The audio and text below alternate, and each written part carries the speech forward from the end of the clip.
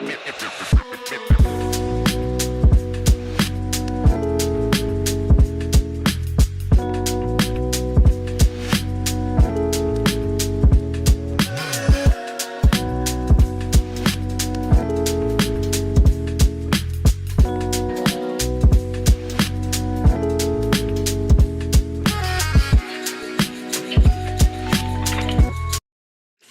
stuff out of here. It's Southwest Bias.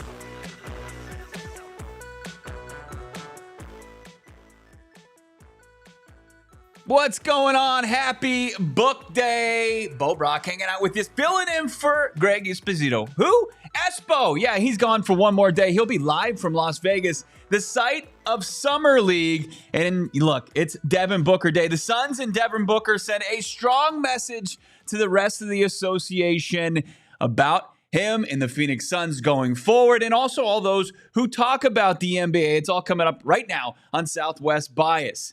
Thanks for hanging out with us. And yeah, it was a historic day for the Phoenix Suns franchise last night as the news came down. It was kind of like we knew it was coming, right? There was maybe reports that came out a couple days ago that this was going to happen. It seemed like it was inevitable, but the good thing is they get the job done. Devin Booker inks this massive deal. As we look at it, was it 2 years, $145 million, an average annual salary of, over $72 million. It's unbelievable the kind of scratch that Devin Booker is making, besting SGA's extension that he signed just because of the years on this. And Devin Booker is in the fold with the Phoenix Suns for the foreseeable future.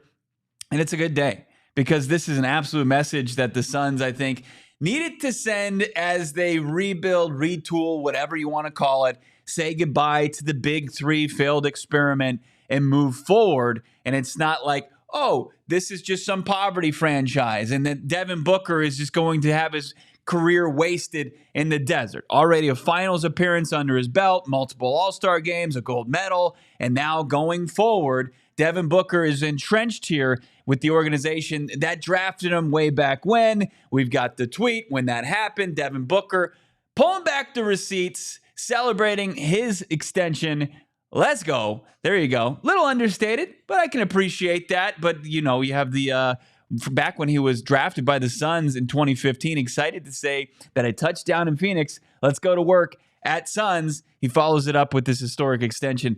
It's fun. It's great because the Suns, I think what they've done, they got the assignment this offseason. It's like you give the keys back over definitively to Devin Booker, to the organization, no longer flirting with Kevin Durant, Matt Shishbia, professing his love for KD. KD is sent on a one-way ticket to Houston. With that, the assets come your way, and then they're able to turn those assets into now a roster that's being built back around Devin Booker. This is not a guy that's too long in a tooth to say, well, is he going to see the end of this? Is he going to be able to see the fruits of this labor? Yes, he absolutely is. I mean, because Devin Booker was basically drafted at the ripe age of 7 years old, I believe. You might want to fact check me on that, but I believe he was 7 years old coming out of Kentucky. I believe it was 7.5. Yeah, 7.5. He was an old 7.5. His game was old school, and it's translated very well to the NBA. And I think it translates to him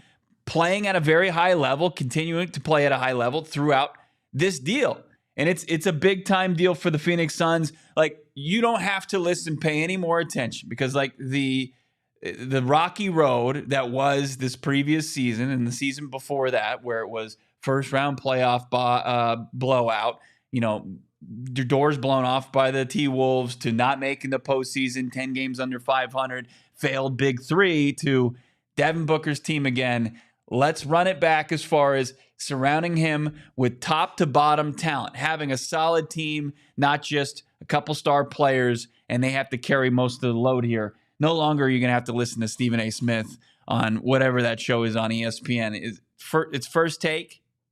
I don't know. I think it's First Take. 950-second take. Talking about how he's going to the Knicks, and that's going to be, the big deal. Now you've got Stephen A. probably trying to pick up the pieces, which is fantastic. He's like, it's unbelievable travesty that Devin Booker is not going to wear a Knicks uniform. I only threw one little kind of expensive word there that Stephen A. would want to throw around. But the numbers are just shocking. Like when you look at it and how just the pay scale at the NBA level continues to go up, and that's the price of paying your stars. Like, don't get scared from that one. That's just, what it's going to cost to keep stars in the fold across the NBA. And there are going to be some that people turn their nose up at, but Devin Booker, fully worth it when you look at just kind of the landscape of the league. This is not something that I feel like is going to age poorly. Now, the breakdown over like 82 games, as I bring in producer Noah, I mean, under $900,000 per game. I mean, that's kind of light. That's a lot of cheese. That's a lot of cheese. Nearly $1 million a game. $878,000 per game. It's $219,500 per quarter. That's pretty good. That's not bad. Yeah, I would say that's pretty good. That's not bad. And then when you start to look at it as far as how does it match up, I saw that Devin Booker at $72 million average annual salary is more than the top 5 highest paid hockey players make combined.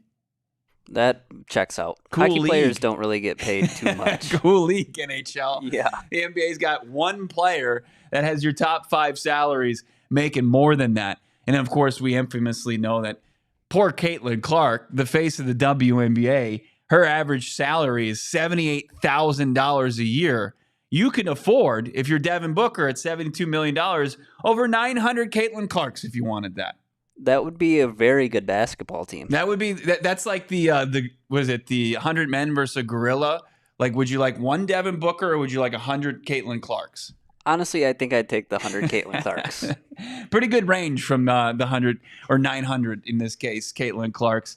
You can get a fleet of Bugattis. I mean, you can pretty much buy anything. This is completely FU money if you wanted it. And then, of course, Noah, I mean, if you really wanted to break it down to the biggest thing that you absolutely could afford, if you're just trying to pay it forward, is you could pay for 55 burgers, 55 fries, 55 tacos, 55 pies, 55 Cokes, 100 tater tots, 100 pizzas, 100 tenders, 100 meatballs, 100 coffees, 55 wings, 55 shakes, 55 pancakes, 55 pastas, 55 peppers, and 155 taters. Wow. Yeah. Wow. It's a lot. That's a lot and extremely impressive. Yeah. And back off. I'm doing a thing. I'm trying to do a thing.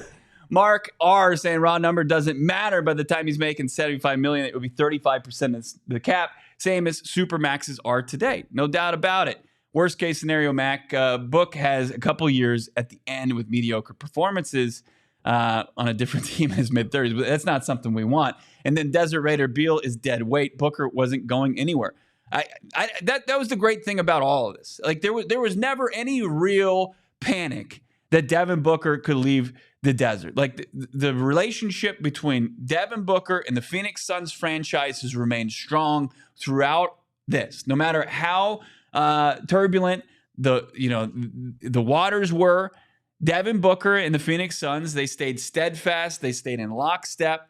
And I think Devin Booker understood the approach. Obviously, the team building, like when he came in here in 2015 and he emerges as a budding star and they're attempting to build around him, and they successfully do in a finals run. And then they're sitting there right at the precipice of something special, and they have an opportunity for KD. Devin Booker's like, bring on KD.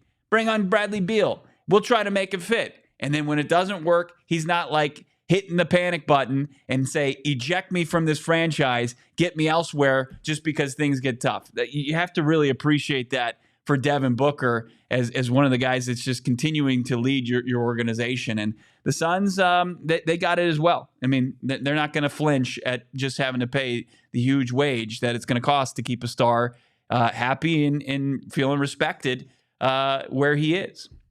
So, yeah, it's a good day for Phoenix Suns fans out there. We do have an update as far as, Bradley Beal, and then also Diamondbacks got a dub last night, and it could have been better. Like they could have swept the series against the San Diego Padres, and that would have gone a long way. But now they continue to scratch and claw. They're one game out, under 500. It could be one game up if the Padres didn't rob not one but 2 home runs against them 2 nights ago. But the D-backs, the Snakes, getting a nice win there.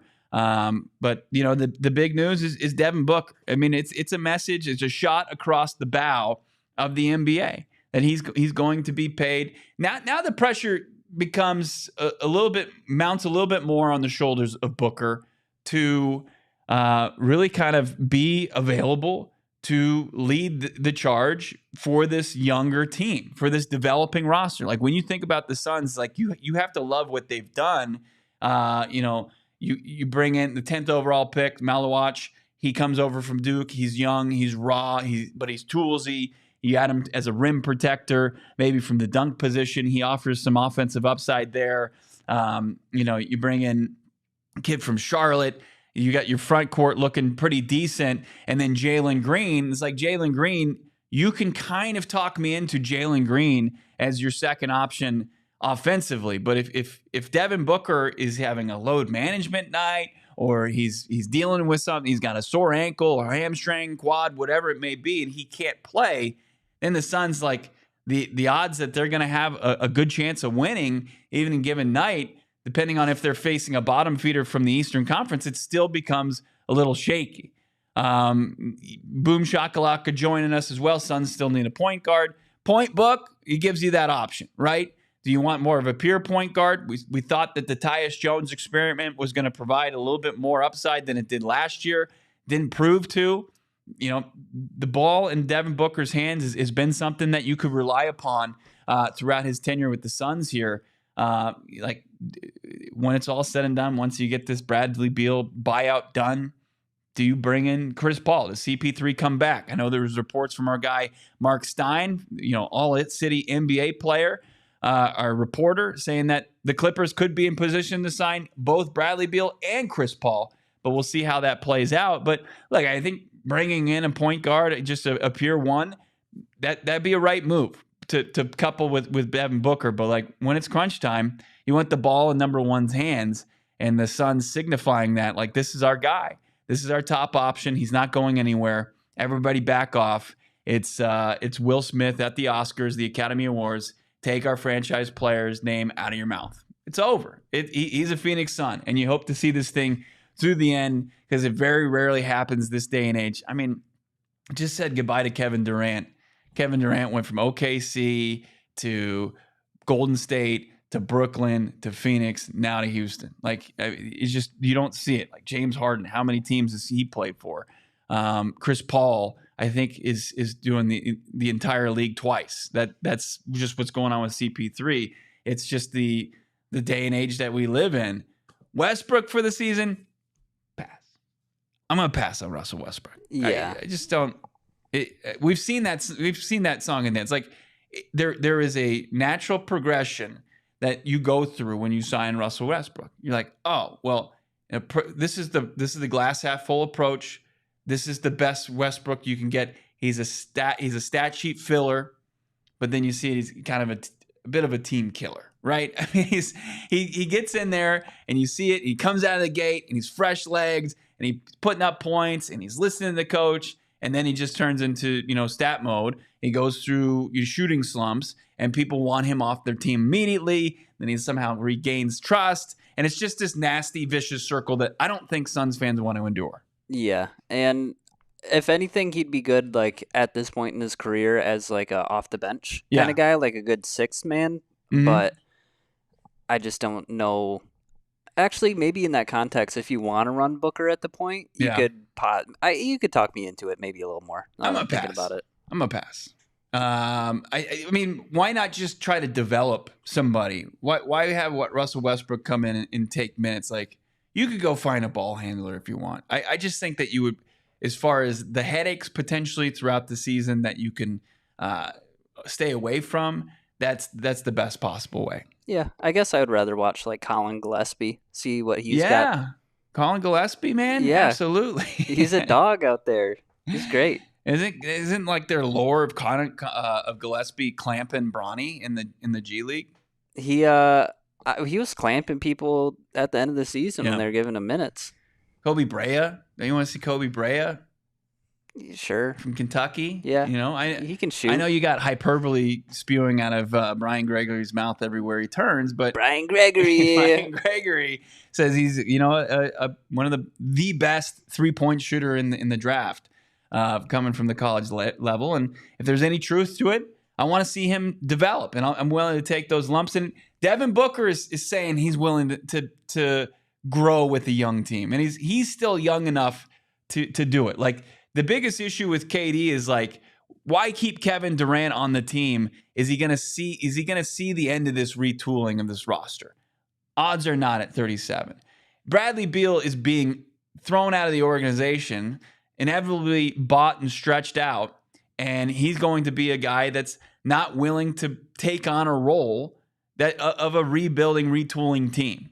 Devin Booker's willing to do whatever it takes for this organization to get back to prominence, and you have to really appreciate that.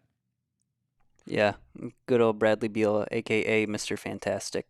We have an update as far as Bradley Beal and his buyout. Actually, not an update, but more so logic into why it's taking so damn long. Plus, we'll get into that D-backs win. And Kenny Dillingham, a strange rule for his Sun Devils as they have a huge upcoming season in 2025. It's all coming up this episode of Southwest Bias. Does Devin Booker do his banking with Mountain America Credit Union? Is he going to tap into double rewards throughout the month of July? I hope so. Even Book would be naive not to take advantage of this great opportunity. Get 2 times the points rewards credit card purchases through July 31st with our friends over at Mountain America Credit Union. It's macu.com/double. And you can rack up the reward points. It's perfect for gas. It's perfect for groceries, travel, home projects, and all other purchases. Promotion, easy way to stretch your dollar. And since you earn twice as many points, redeem your double points rewards like travel rebates, gift cards, event tickets. Limited time only. Take advantage while you can. Details, as I said, at macu.com/double. Loans are approved on credit. Offer can change or be withdrawn at any time. Limited time offer. Terms and conditions apply. Full details, macu.com/double with our friends over at Mountain America Credit Union. Also, speaking of money, Vimy, man. If you had somebody that was skeptical that the Suns were going to get a deal done with Booker, you could have wagered on it with your friends over at Vimy. You can wager with anyone on anything, anytime. And the great part is you don't have to go playing like you're a bookie and chasing down money that's owed to you. No, Vimy takes that heavy lifting and they do it at a way better level than anybody else. Bet on anything, sports, video games like Madden. You got college football 26 coming out. You can say, hey, I'm going to take Kent State and I'm going to roll you in Akron, and you can put some money down and you're going to have it paid up front. And as soon as the final whistle blows in the college football 26 game, you're getting paid. That's the best part. No more chasing cash. Don't have to trust or send endless Venmo requests to your buddies and make things awkward the next time you see them. Vimy takes all the heavy lifting out. Download the Vimy app and play today using the code PHNX. Available at the App Store, Google Play. Vimy, anyone, anything, anytime. Drop a like for this video. Subscribe to PHNX Sports. Bo Brock in for Espo. As I said, he returns tomorrow from Vegas. Shane Deef, he's on his way to Vegas as we speak.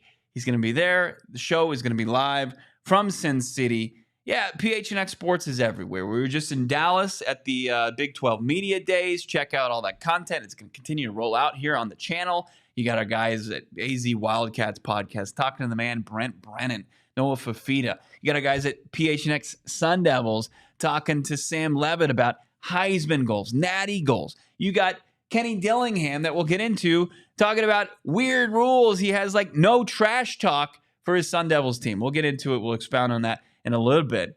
The Damari saying, someone please tell me the Suns to sign CP3. What are they waiting for? We need a point guard. And we talked about that a little bit. Look, and I said this yesterday, like I wouldn't turn my nose up at Chris Paul returning to the Phoenix Suns, but I'm also not going to sit there and shed a tear if he reunites instead with the Los Angeles Clippers. Like the Clippers are in the same kind of area as the Suns. Roster-wise, they have the edge right now. But they're just kind of in Western Conference purgatory. Like they're not a team that's realistically contending for a title. Like, are they going to be able to go tit for tat back and forth with an Oklahoma City Thunder team? Realistically, I mean, James Harden, the idea of Kawhi Leonard, not the actual Kawhi Leonard, like that's long and gone. Like the last time Kawhi Leonard was actually winning a title was in 2019. That was half a decade ago. In between now and then, he hasn't played nearly as much to make a difference. So you got like Kawhi, you got James Harden, and then they're going to add Bradley Beal potentially, and then CP3. Like that's not going to strike fear in the hearts of most Western Conference, legit contenders. And I would, if they want to go and take on the contract, like bring on Paul. But I also get the value of bringing Chris Paul in and what he could do with these young players, teaching them about spacing, just teaching them about being a pro and also handling the ball. Oh, for sure. The smart move here is to trade Booker, unfortunately. Dude is awesome, but I don't see us winning a championship anytime soon. I don't think that's where you're really staring down a long, drawn-out rebuild. And I just don't think that's something that you want to endure. And I don't think it's the necessary evil that you need as the Phoenix Suns. I think what Devin Booker provides you is a legitimate, obviously, star player, legitimate scoring option, night in and night out. And sure, there's a lot of pressure on him to stay healthy and kind of lead this team. But he remains, young enough to where he can be a guy at 28 that can see the end of this retooling, rebuilding phase. If you get rid of Devin Booker, you're watching tough basketball, not just next season, but the season after that, and you have to hit on draft picks after draft picks. Like I think that the players that they've brought in this past draft, like we'll see, they project to be decent pros. They've got projectables, right? Malawach, great, Fleming, second round pick for a reason. Let's not paint him as something he's not. And then Kobe Bryant. Like these are guys that I think can play a role on an NBA team, but they're not going to be able to carry you through, night in and night out. You get rid of Booker, like you're devoid of that. That's not a reality people want to face. If you want to live that reality, talk to somebody that watched the Suns for 10 years of futile basketball season after basketball season. It was terrible. That's not a reality that we all want to live in. I understand, you see in the NBA or even in the NFL, rebuilds. NFL, you can do a lot quicker clip just because so many players, a little bit deeper of a draft and more of a talent pool, and you can get a team back to where it needs to be. But you don't want to face down that reality. And Devin Booker remains young enough and willing to take on, the challenges that they're going to face here in the next couple of years. So, I think I saw the betting line for them this season is 31.5. If they play good basketball and they, exceed that and they tap into a 36 win season, just like last year, it's going to look a lot better because it's through the guise of this is a team that you're developing instead of this is a team that needs to contend now and they're the farthest thing possible from it. Devin Booker, I think you keep in the fold and you'd be foolish to get rid of him. Now, if the players aren't developing and Malawach seems like light years away and Ryan Dunn continues to be just only a defensive player only, and you missed on your last first round picks and there's just not too much, the cupboard just remains kind of bare as far as talent around Devin Booker, then if you're hitting the trade deadline or the trade deadline a year from February, then that's when you start to consider that. But I think right now that would be just kind of a little premature to get rid of Booker. And I'm with you, as far as general managers who can make the decision before instead of too late. And I think that's a skill. We'll see what Brian Gregory's made of. An update as far as Bradley Beal. I thought this was a pretty educational reading, entertaining reading from our guy over at the Bright Side of the Sun, John Voita, who you've seen on PHNX Suns before, trying to figure out why the Bradley Beal buyout has taken so long. What's the holdup? Well, Bradley Beal's owed $110.8 million over the next 2 seasons and has no interest of giving any of that money back. When we talk about the buyout, you have to come to a negotiation and a compromise as far as getting that lesser figure. Now, as far as what Voita outlines here, and Gerald Burgay, of course, of PHNX Suns, has made this point as well, that If you stretch a player's salary, the dead cap can't exceed 15% of the salary cap. So the Suns, they're trying to get this nearly $14 million back from Bradley Beal to accept nearly $97 million. That would put them underneath that 15% threshold as they would stretch for the next 5 seasons. It's just a matter of getting this done. I'm sure they probably prioritize Book's extension, even though it's kind of plug and play, just how the CBA is all set up. But Devin Booker, that's done. I would imagine the next big move is Bradley Beal being given his walking papers. So good stuff from Voida. You check it out, brightsideofthesun.com. Bradley Beal just needs to take off. Just, what's the deal, Beal?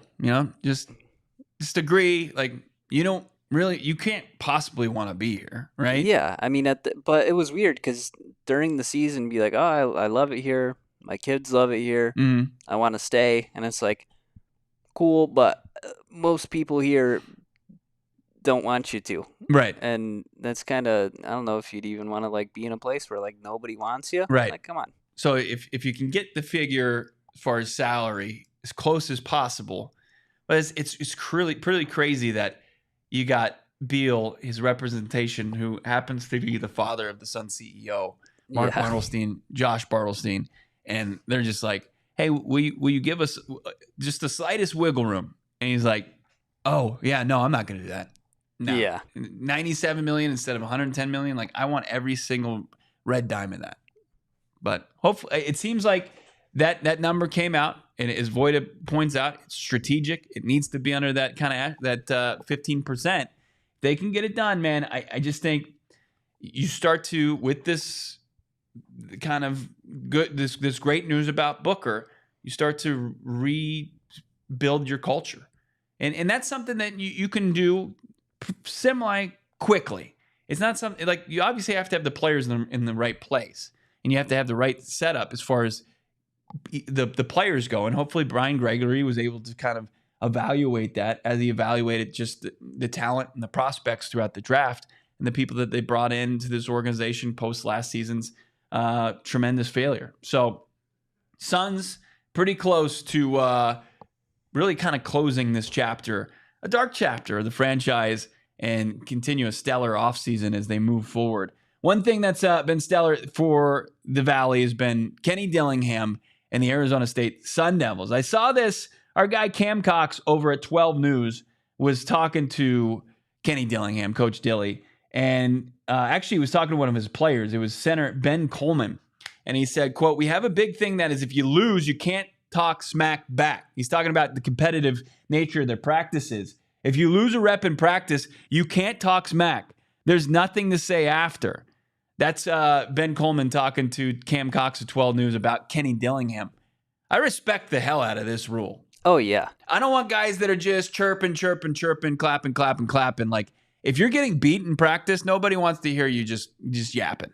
Yeah, and also that's a good way to weed out who's losing a lot. Be like, you know what? I haven't heard this guy talk in a minute. Mighty quiet from this defensive back or this offensive line that continues to kind of be a turnstile against our edge rushers. So I respect that. It was painted as like Kenny Dillingham doesn't allow trash talk from the Sun Devils. It's like, okay, now that we peel back this onion a little bit, Coleman's just saying, you don't get to go and run your mouth and just flap your gums like continuously if you're not performing on the field. So it creates that competitive culture that you want in practice, and hopefully you're actually hearing smack talk and not just a quiet football team just getting beat rep in and rep out during practice, which I don't actually think happens.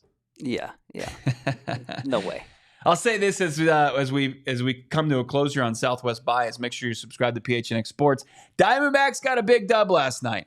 Look, don't overlook this. The San Diego Padres are a team that's in the thick of things. They were coming off a series with the Dodgers, and the Diamondbacks were able to go in there and take 2 of 3, and could have been a clean sweep against the Padres, and that would have been unbelievable. But obviously Fernando Tatis and Jackson Merrill had different plans as they both robbed home runs and ripped our hearts out of our chest. and sullied a huge start, 1-run game from Merrill Kelly. But the Diamondbacks, if they can continue to build on this, they've got one more game against the Padres tonight. I think they have a chance to get back to 500, and that'd be big. You'd have to get a decent start from Eduardo Rodriguez, which has been few and far between, but at least put yourself in a decent spot to get some momentum going into the All-Star break. But D-backs 46-47.